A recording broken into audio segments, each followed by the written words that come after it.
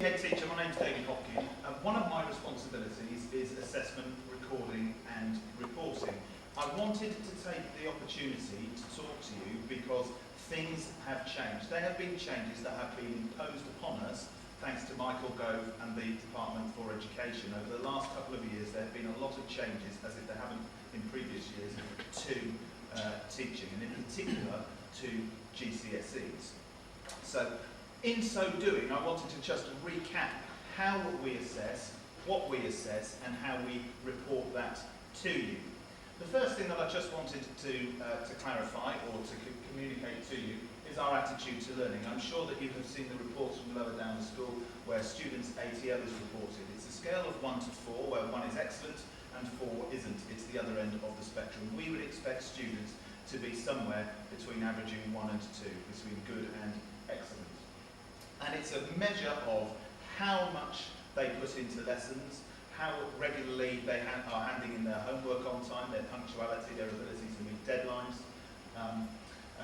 It might not just be written work that we're talking about, it's how engaged they are in their practical work and oral work, and then as Mrs Lansley was saying about their resilience, how their stickability when things get difficult, their willingness to be involved and to participate. So that's the attitude to learning. To put things in context, that the school has had to revise its systems. It's not just at the top end, that is year 11, where GCSEs have changed. The government has also changed what is reported to parents at the end of Key Stage 2 in year 6 when they leave their primary schools. I'm sure you can remember when your children in year 6 were doing their SATs and they got their level 4B or their 4A or their 5C or whatever it happened to be in their English and Maths. That system for reporting has been removed and it has been replaced by something that the government has called a scaled score. That scaled score is somewhere between 80 and 120. And what the government has said is that a score of 100 in the middle of that is what students on average, whatever an average student looks like, should be. It's sort of the expected outcome, should be 100. And what that is in old money is that maps across to be about a level 4B under the old national curriculum system that has been removed. So because that national curriculum system is no longer in place in years 7, 8 and 9, schools are free to come up with their own way of monitoring attainment and progress, how they communicate that to students, how we communicate it to parents, to governors and so on. So we have had to come up with a new system. The GCSE system is obviously the crucial one that's most important to yourselves. Students in year 10 will not receive a grade for their GCSEs. That is a letter. The letters have been removed. Okay? So the A star, A, B, C, D system has gone. With one exception, that is business studies. Okay? There has been a phased transition.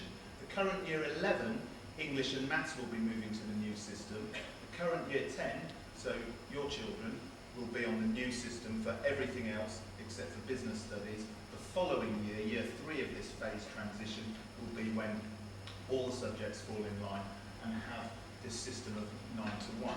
9 is the highest grade that a student could achieve in their GCSEs. So in 18 months' time or thereabout, or just under 2 years' time, when your students, your children, open their examination results in here on August or whatever it happens to be, it will be numbers that they will be looking at. Okay, so 9 is at the top, down to a 1 which is at the other end of the spectrum, or as passes, and then a U is an unclassified or a fail. To try and map that across for you under the old money system, I've done that there. You'll see that it's not actually a straightforward thing. It's not a linear transition. We have been told that a level 9 has been introduced to sit on top of what was an A star. Some students, some teachers, some schools refer to it as an A star star. We know it's greater than an A star. An 8 is an A star, a 7 is an A, and then in the middle it gets a little bit blurred and confusing. We have been told that a level 6 will be the equivalent to an old B grade, but a high B grade. Okay? Then a level 5 will be a low B, /high C, and a 4 a low C, 3 a D, a 2 an E, and a 1 is going to cover 2 grades, so it's going to be similar to students in the past who have got either Fs or Gs. So there is that degree of progression there, but it's merged, it's not as clear as it was perhaps under the old system. Okay. Because you are used to the old national curriculum levels, I've also put those in there to help try and allow you to peg it to something that you were familiar with. So students who were a level 3 or who are a level 3 or a level 4 under the old national curriculum system, that's about the same as an F or G at GCSE under the old system, or a level 1 under the new system, and so on as you work your way up. Students who are working at a level 6 would be about a D grade at GCSE or the new level 3. So I'm not expecting you to be able to recite that to me, but I put it there for you to have something to have a handle on and to try and be familiar with. So we had to come up with a new system because of these changes at Key Stage 2, Year 6 and at Year 11.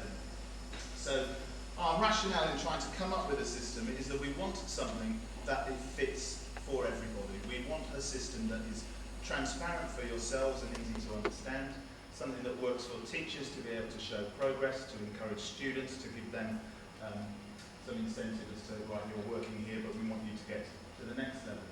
And we want a system that impinges on lesson objectives, so it needs to work in lessons, it needs to work in the feedback to students when people are marking books, it needs to work whilst we are reporting to parents. And when we talk about reporting, there are 2 crucial bits really. That is, it needs to be formative. It needs to tell you where you are now and what you need to do to improve. That's the formative side of things. And it also, I think, needs to be summative. Parents like to know, what level are they working at now? What do you think they are going to get in the future? What GCSE grade do you think they're going to come out with at the end of Year 11? And I think that's important because it helps the planning process. Students need to be thinking, as Mrs. Shaw was talking about pathways, future options, what subjects should I be studying, perhaps at A level or at college, or focusing on if I'm going into work. And having that summative assessment, I think, is important because you can then rank your subjects and come up with some priorities. So we as a school have come up with a scale. I've called it the Cavendish scale. Why not? As you'll see, it looks pretty familiar because it looks like the new GCSE scale. It goes 9, 8, 7, 6 and so on. What we felt we needed to do though was that perhaps students in Year 7 who might not be on a GCSE equivalent, they might be working at a level below the new level 1, we needed a system in place there. I wouldn't have thought that any of the students in Year 10 would necessarily be working at that level, but because it's lower down the school, we brought in this Roman 1, Roman 2, and Roman 3, or I, II, and III. So it's for the lower years, again, to help map, this is where I think you are at the moment, and to then plot students' progress. The only other subtle difference that we have got is you'll notice that level 1 is split again into a 1I and a 1II. If you remembered back on the previous slide, I said that a level 1 was the similar thing to a level 3 and 4 under the old national curriculum system. And we thought that that covered an awful lot of range of abilities, so that's why we then split it into a 1I and a 1II. But again, I would be expecting students in Year 10 to be working at a higher level to do that, but we needed a system that covered the whole range of attainers within the school. Because crucially, we wanted one system that students arrive in Year 7, they're on one scale, it works from Year 7 right the way through to Year 11. It always seemed a bit strange to me that in Years 7, 8 and 9 you were tracked on one system, and then because you started your GCSEs, you then move on to a second system. Why get used to 2 different systems when one system would cover the whole range of years and prior attainment? So that's bizarre. Why we brought that in. As I say, we've split the level 1 and we've added those Roman 1, 2 and 3 at the bottom for students lower down the school.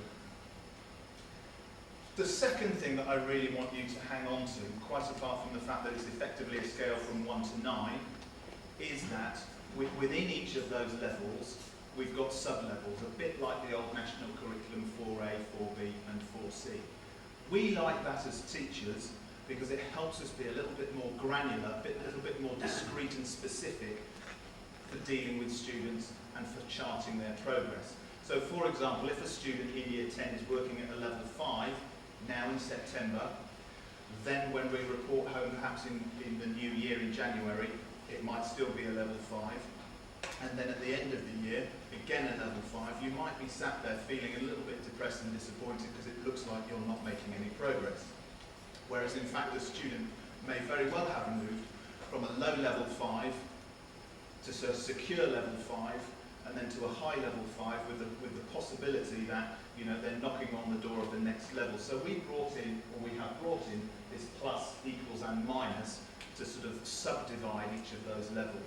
So as it says at the bottom there, the highest level that we would measure a student at would be a 9 plus, sitting just below that within the level 9 and 9 equals, and a 9 minus, and so on, all the way down through. So again, it's just there to help be more specific, to encourage students to say, look, you are making progress because you've gone from a low level to a secure level to a high level. Okay. As you know, one of the other things that we have been reporting before is current working level, and there has been some confusion as to what we mean by a current working level. Current working levels are based on, obviously, tests and assessments, but it's not just that.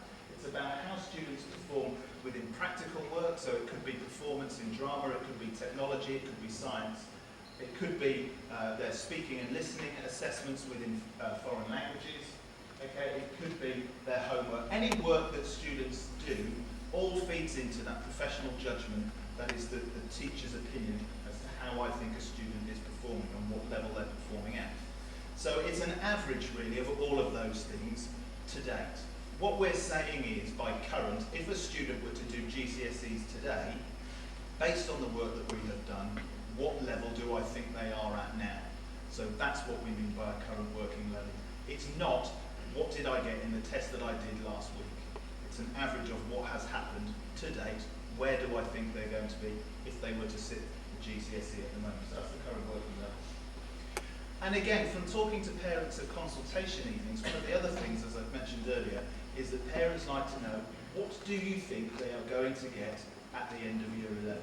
And that's what we call a projection. It's the professional judgment based on how students are doing at the moment, their attitude to learning, their current working level, how do I think they're going to progress, where do I think they're going to be at the end of year 11? And again, I see that that's important because it helps inform choices and decisions for A-levels, for college, for work, whatever it happens to be. So as I say, it's based on prior attainment, how they have done in the past, how they are doing now, and also, crucially, their attitude to learning, because obviously I'm sure you'd agree, how students are attitudinally in lessons is going to affect their progress and hence the teacher's projection. One thing that's slightly different from year 9, in years 7, 8 and 9 we project to the end of the year. As I've said, what I think is most important for years 10 and 11 is projecting to the end of the course. What do I think a student is going to get when they open that envelope in August in 2 years' time? So for years 10, any projections now will be to the end of the course. Okay? We also know it's not an exact science. Students progress at different rates. Students, perhaps when the exams are so much more imminent at the end of year 11, start to knuckle down and make much more progress than perhaps we had expected them to. So obviously there's sort of a pinch of salt with that. Students are individuals, okay? So please bear that in mind. One of the things that we brought in last year is the idea of a growth target. Schools often set targets. They call them different things. Some call them aspirational targets, some call them minimum targets.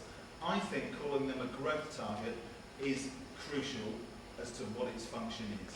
For me, the word growth implies that it's dynamic, it's developmental, it's not set in stone. We are not labelling students, you are a C grade student, or you are a level 4 or a level 5 grade student. We want students, we want parents to engage with this idea of aspiration, that growth mindset, that ability is not fixed. It's all down to you, the work, how hard you are prepared to work, the effort, the resilience that you put in. So it's a growth target. Teachers review that every term when they're doing the data collection. How do I think the student is doing? What am I projecting at the moment? Well, a growth target should always be slightly better than that. Conversations should take place between teachers and the students. Fantastic. You've met your target. I'm resetting that now because I think you can do better still. It's about having high aspirations for your children, wanting the best for them and increasing their life chances. So as I say, they're supposed to be challenging, they're supposed to be encouraging, they should be reviewed. Targets are not set in stone. The way that we set the targets in the first place is one of the measures that schools are assessed against by the Department for Education, by Ofsted, and the idea of levels of progress. What is expected progress is that students should make, from the end of year 6 to the end of year 11, 3 levels of progress. That's what is often quoted. What percentage of students make 3 levels of progress or expected progress? So in the old money system, a student perhaps who left year 6 as a 4B would then, under the 3 levels of progress expectation, achieve a C grade in their GCSEs. As I say, Key Stage 2 has changed, so a 4B is now it's 100 on the scale score system, and that a C grade is about a level 4. So that's what we would be expecting in terms of 3 levels of progress. Now, being a physics teacher, I struggle with the 3 levels of progress, and if you remember we said that there were 3 sub-levels within each one, the old ABC, or what we call the plus, minus and equals. So if they're supposed to make 3 levels, that's 9 sub-levels, the 3 times 3 giving us 9 sub-levels, and they're supposed to do that from years 7 to 11 in 5 years. Well, for me, 9 divided by 5 doesn't work as nicely as I would like it to, but 10 is almost 9, so 10 divided by the 5 years gives us these 2 sub-levels. So a student going from a minus to an equals would be 1 sub-level, and an equals to a plus would therefore be the second one. So what we are looking at, what our sort of rule of thumb is, that students should be looking to make those 2 sub-levels of progress each year, and hence making 10 sub-levels, or just over 3 levels of progress, whilst at the Cavendish School. The philosophy is we've got 5 years to develop skills, to develop the knowledge and understandings of theories and concepts. So that's what we're looking to do right the way through, to build on that and have those 2 sub-levels of progress every year. And as it says there, our current working level growth target should be greater than that. Why would you set a target that is less than what students are working at? Okay? And likewise, growth target should be greater than what we think they're going to get, because we want to have that challenge there all the time. Okay. It's an awful lot of information, I get that, and that the people sat in this room perhaps have got different backgrounds that they're coming from. The long and short of it all is there's a scale from 1 to 9, and we've got that plus, minus and equals. If you've got those 2 concepts in your head, that's my job done.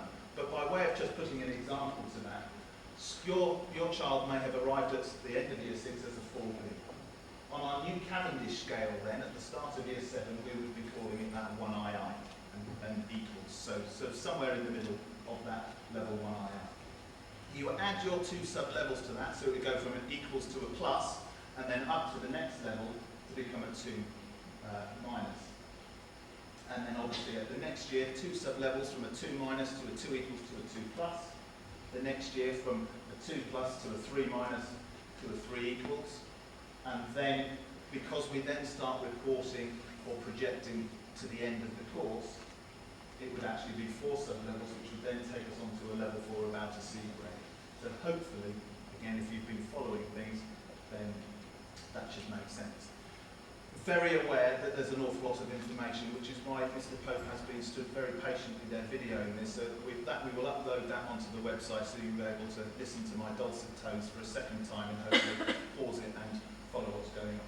So a second set of examples. So a higher prior attaining student who was at level 5, following it through, coming out as a level 5 at the end of year 11, which is about a B grade under the old system.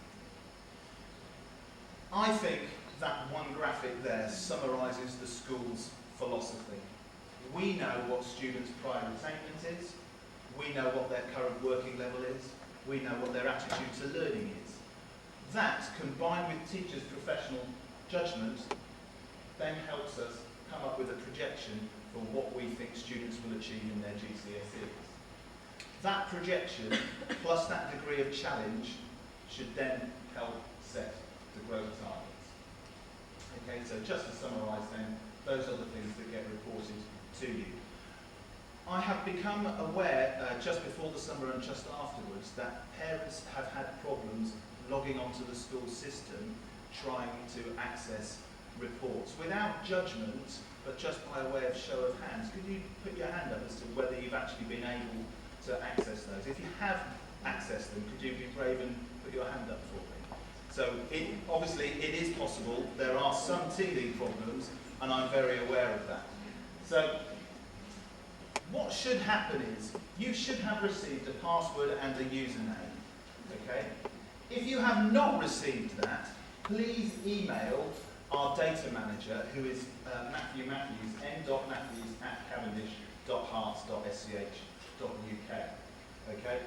He will then be able to reissue your username and your password. What you then need to do, if you go onto the school website, tucked away at the bottom, there is a link called Moodle, which will then take you to the online place where you can access your students' information. That then, if you click on that, will take you to that login screen there, and on the right-hand side, there is space for you to input your username and your password. Once you have done that, you will then log in, and if you have several students at the school, all of their names will appear in the bottom right-hand corner. If you've only got one student, that's where their name will be. So, as a parent with multiple children at the school, it's all done in the one place. If you click on your student's name there, it will then take you to their own individual set of data, and that's where you can access timetables, it's where you can check their rewards and consequences points. It's also where you can click on the Documents button to then go and see their reports. Okay? And they'll get listed there, and you can then access the reports as they have been uploaded.